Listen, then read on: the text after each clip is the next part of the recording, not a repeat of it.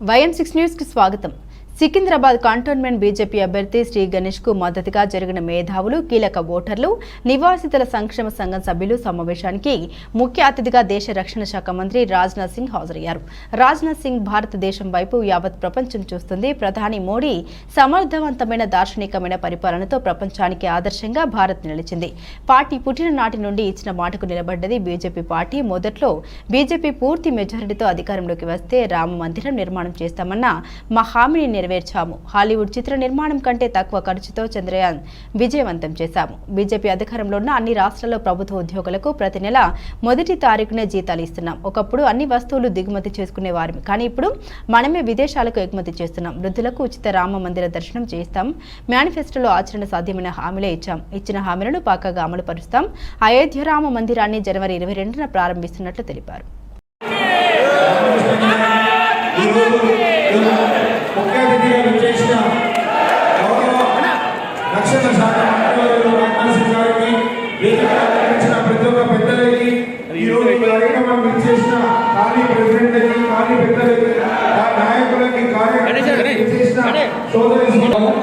అదేవిధంగా senior vice president, మాజీ vice president German Pratap గారు కూడా మాన్య రక్షణ మంత్రి గారికి స్వాగతించి సన్మానించిన కోరుతున్నాము। అదేవిధంగా నర్మదా గారికి మంత్రివర్యులు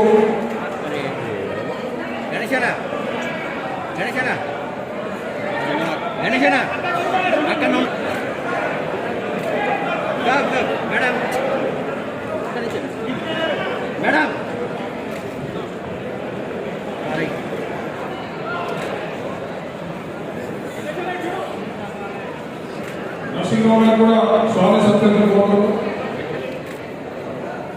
ఆఖరిగా స్వామి సత్కరించిన కోరుతున్నాము।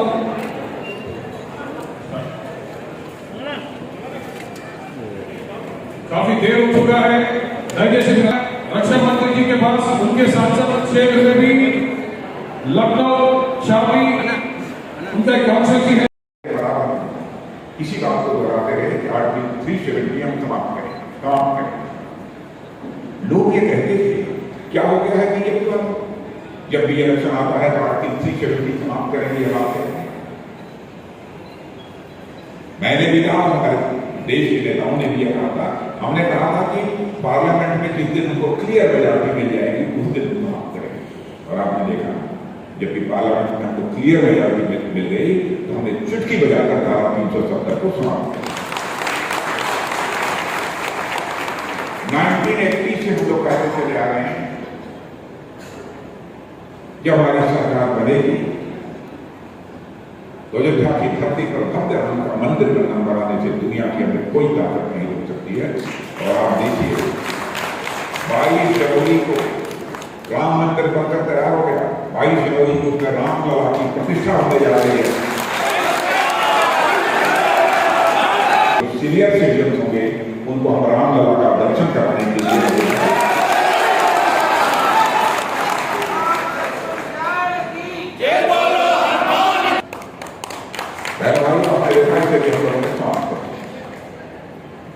कभी कभी लोग ये कहते हैं कि 3 तलाक प्रथा को समाप्त करने का अधिकार भारतीय जनता पार्टी को कैसे मिल जाता है।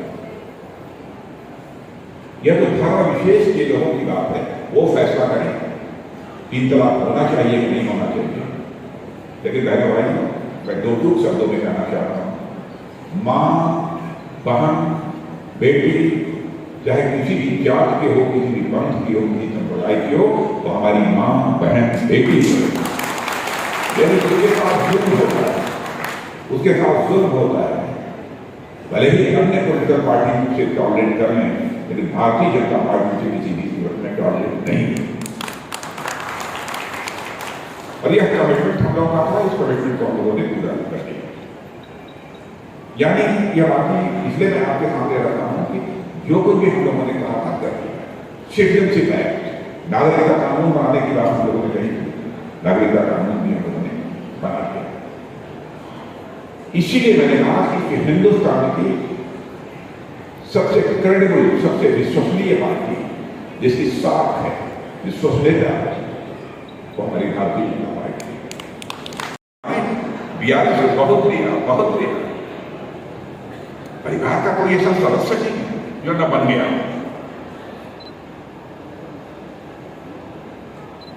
हम राजनीति करते हैं तो अपना परिवार बनाने के लिए राजनीति नहीं करते, और हम राजनीति करते हैं तो केवल सरकार बनाने के लिए राजनीति नहीं करते। हम राजनीति करते हैं तो देश बनाने के लिए राजनीति करते हैं। मेरी जाना लेकर हम लोग जाना है, इसलिए मैं आप सबको शुभकामनाएं देता हूं।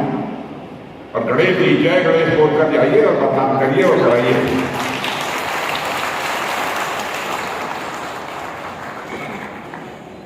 और आप जानते हैं जहां भी पूजा होती है गणेश जी लक्ष्मी जी दोनों की होती है।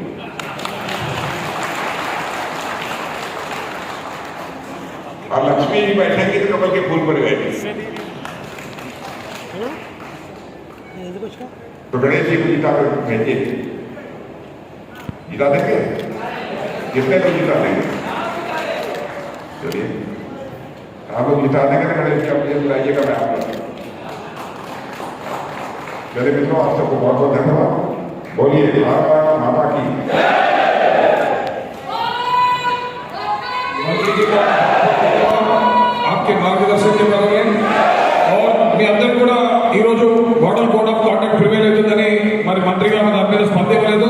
తప్పకుండా మీరు ఇచ్చిన రిప్రజెంటేషన్ అన్ని కూడా మంత్రి గారు చేసి తీసుకున్నారు పరశురామ్ గారు. అదే सर ये यहाँ के माननीय प्रेसिडेंट ने उनके जो भी सदस्य हैं उनका आपको रिप्रेजेंटेशन दिया है। अब आपको మరి ఏదైతే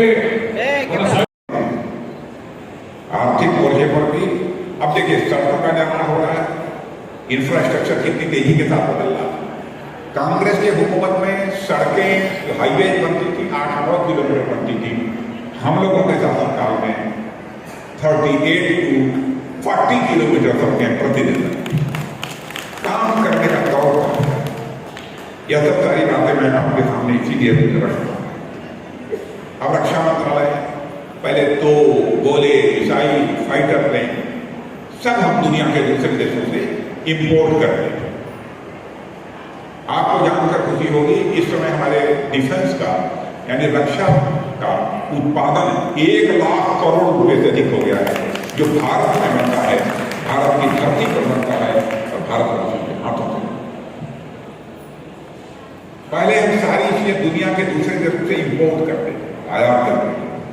अगर भाई आपको जानकर खुशी होगी कि 20,000 करोड़ से अधिक का हम एक्सपोर्ट कर रहे हैं। यह है भारत तेजी के साथ आगे बढ़ रहा है।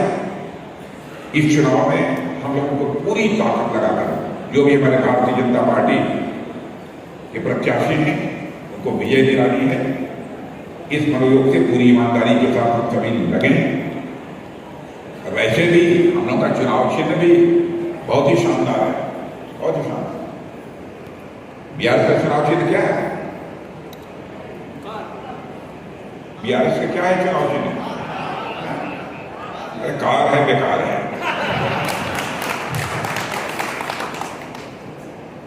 भाई लक्ष्मी जी कार में बैठ कर घर में आती नहीं है, आती हैं? किसी घर में लक्ष्मी जी कार में बैठकर आती हैं?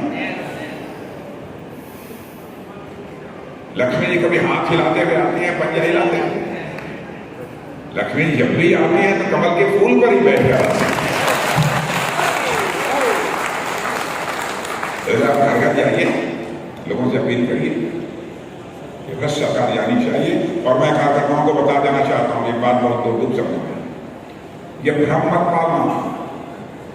और जो लोग जानते हैं उनको यह भ्रम नहीं होगा। ऐसा है देखने को मिलता है हमारी पार्टी और दूसरी पॉलिटिकल पार्टी। अब रशिया यूक्रेन की लड़ाई अभी चली नहीं, आप लोगों को जानकारी हो,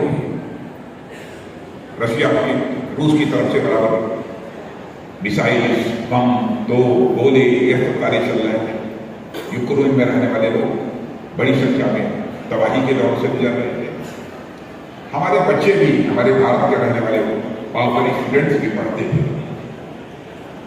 जो उनके गार्जियन भारत में रहते थे उन लोगों ने कहा कि भाई प्रधानमंत्री जी चाहे जैसे भी हो हमारे बच्चों को यूक्रेन से आप बाहर निकालिए। अब ऐसी संकट की स्थिति आप कल्पना करिए, लगातार गोले चल रहे हैं, तोप चल रही है, मिसाइल चल रही है, कैसे बच्चों को कोई बाहर निकाल ले?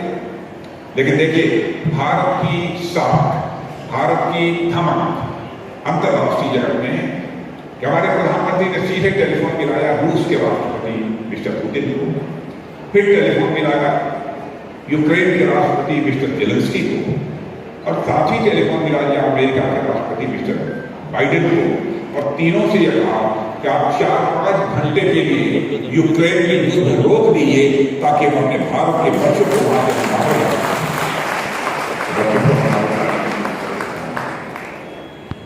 यह है भारत की हैसियत।